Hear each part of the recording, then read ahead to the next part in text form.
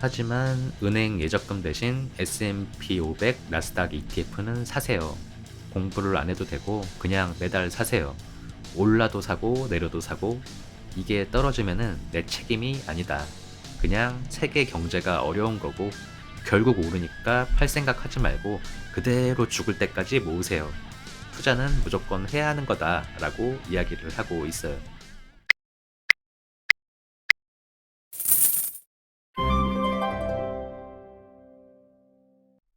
안녕하세요. 슈퍼노멀입니다.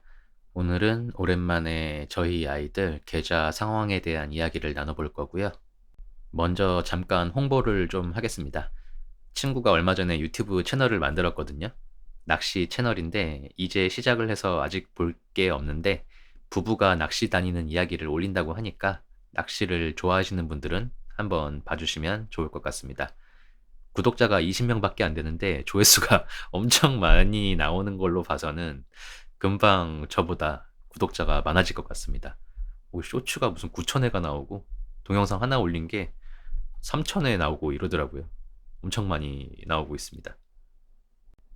보시는 화면이 2월 달에 올린 영상의 상황이었는데요. 아이들 계좌가 이런 종목들이 있고 투자된 금액이 큰 애는 800만 원 정도, 작은 애는 310만 원 이 정도였고 아빠가 테슬람이 돼서 애들한테도 이렇게 테슬라를 사줬다라는 이야기를 했었던 것 같습니다.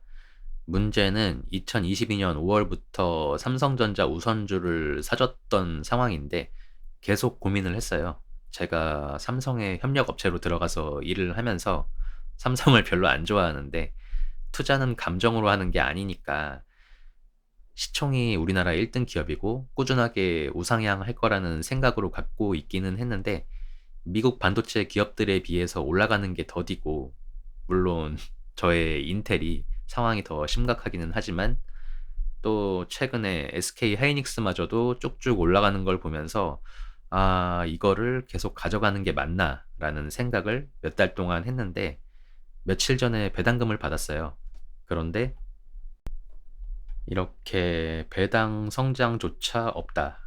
아, 그래서 삼성전자를 팔아 마라 하면서 꽤 오랫동안 고민을 했는데 고민 끝에 어제 결단을 하고 매도를 했습니다. 2년을 보유해서 8.5% 수익이고요. 그동안 받은 배당금이 27,000원 정도 되던데 합치면은 10% 조금 넘는 수익을 낸 것 같습니다. 뭐 주식의 고수가 아닌 입장에서 까먹지 않고 수익을 낸 것만으로도 다행이고 은행 예금보다 높으니까 다행이기는 한데 뭔가 기대치에는 미치지 못하잖아요. 얼마 전에 애플은 2년을 조금 넘게 보유를 해서 30% 수익을 올렸으니까 그래서 어쨌든 매도를 하기 전부터 삼성전자를 팔면 어떤 거를 사줘야 하나 하는 고민도 함께 했었습니다. 제가 매주마다 한 주를 정리하는 이야기를 할 때 방치된 연금저축 계좌를 보여드리면서 결국은 인덱스가 짱이다. 정답은 나와 있는데 투자할 시간이 부족한 저의 욕심이 문제다라는 말씀을 드리는데 같은 시기에 QQQ를 샀으면 이렇게 57% 정도 수익을 냈더라고요. 그래서 QQQ를 살까 했는데 너무 비싸서 국내 시장으로 들어와서 타이거 나스닥 100을 봤습니다. 보니까 요거는 요때 비슷한 시기에 샀으면은 수익률이 68%더라고요. 왜 이렇게 차이가 날까라는 의문이 들긴 하는데 찾아보지는 않았고 아마 환율 때문일 것 같습니다. 환율이 많이 올라서 제 생각은 그런데 아무튼 이것저것 빠지면 비슷하겠지라는 생각을 했고 QQQ든 타이거든 수익률이 훨씬 좋잖아요. 삼성전자보다. 그래서 와우 이거다.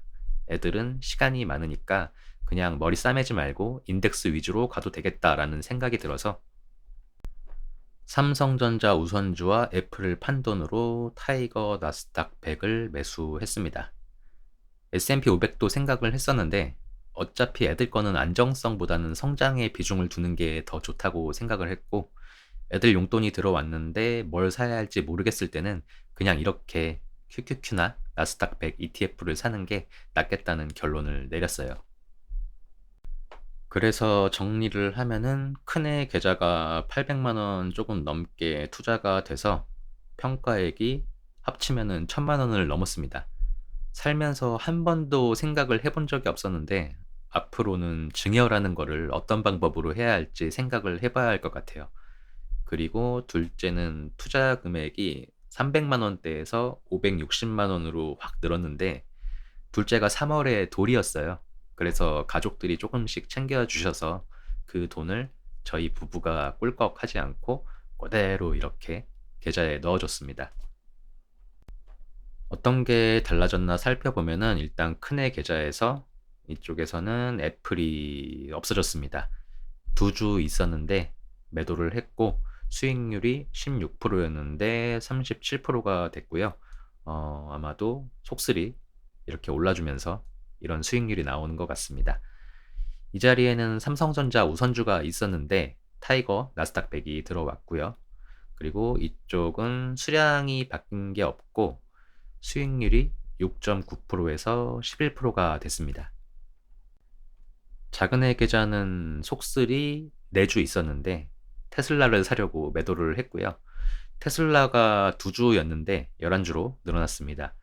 수익률은 11%에서 8%로 줄었는데 문제가 될 상황은 없고요. 구글, 마소 이런 거는 제가 평소에 확인도 안 하는데 이렇게 아주 좋은 수익률을 기록 중입니다. 아주 바람직해요. 좌우지간 많은 분들이 저처럼 자녀의 미래에 대해서 걱정을 하실 텐데 대한민국 어디인가에 사는 평범한 부모는 자식들에게 이런 식으로 주식을 모아주고 있더라. 돈이 아이들의 미래를 위해서 일하게 하고 있더라에 대한 이야기고 항상 말씀을 드리지만 종목 추천은 못해요. 주변에서 물어봐도 모른다고 합니다.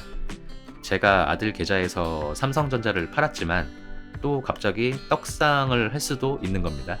배가 아프겠지만요. 어쩔 수 없는 거고 이거를 사두면은 몇 달 있다가 몇 배가 될 거야 이러면은 사기꾼일 가능성이 상당히 높습니다.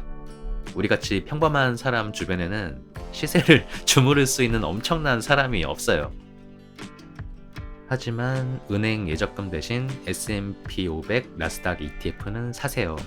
공부를 안 해도 되고 그냥 매달 사세요. 올라도 사고 내려도 사고 이게 떨어지면은 내 책임이 아니다. 그냥 세계 경제가 어려운 거고 결국 오르니까 팔 생각하지 말고 그대로 죽을 때까지 모으세요. 투자는 무조건 해야 하는 거다라고 이야기를 하고 있어요.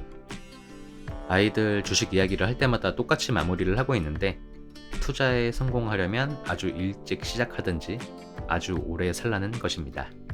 워런 버핏이 한 이야기고요.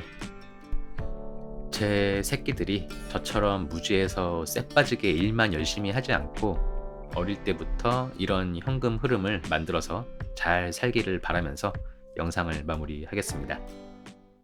이상 오늘 나눌 이야기는 여기까지입니다. 시청해 주셔서 감사하고 건강하고 행복하게 또 만나요.